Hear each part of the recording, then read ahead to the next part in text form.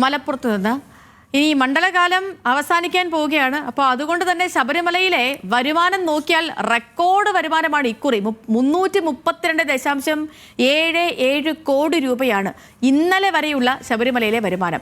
കഴിഞ്ഞ സീസണിനേക്കാൾ വരുമാനത്തിൽ വർധനവും ഉണ്ടായിട്ടുണ്ട്. ദേവൻ MP വിവരങ്ങളുമായിട്ടുണ്ട്. ദേവൻ, റെക്കോർഡ് വരുമാനമാണ്, വിവരങ്ങൾ.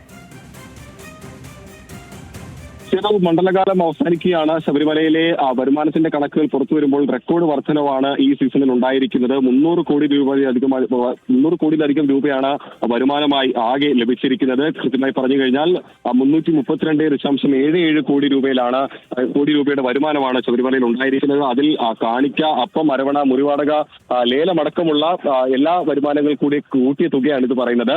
അതിൽ കാണിക്കയായി മാത്രം ലഭിച്ചത് ഏകദേശം 83 കോടി രൂപയിലധികം രൂപയുടെ വരുമാനമാണ് ഇത്തവണ കാണിക്ക മാത്രമായി ലഭിച്ചിട്ടുണ്ടായിരുന്നത്. കഴിഞ്ഞ വർഷം ഏകദേശം 41 ദിവസം പിന്നിട്ടപ്പോൾ ശബരിമലയിലെ വരുമാനം 297.06 കോടി രൂപയുടെ വരുമാനമായിരുന്നു ഉണ്ടായിരുന്നത്. അത് വെച്ച് നോക്കുമ്പോൾ ഇത്തവണ വരുമാനത്തിൽ വലിയ രീതിയിലുള്ള വർധനവ് ഉണ്ടായിട്ട് വരുമാനത്തിൽ മാത്രമല്ല ശബരിമലയിൽ എത്തിയ ഭക്തരുടെ എണ്ണത്തിന് വലിയ വർധനവാണ് ഉണ്ടായിരിക്കുന്നത്.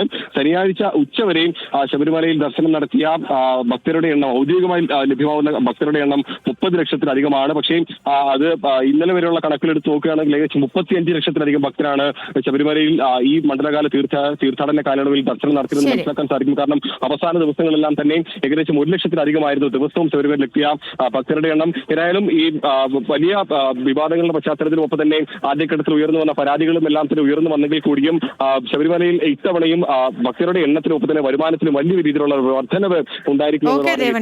ദേവൻ MP ആണ് വിവരങ്ങൾ നൽകിയത്.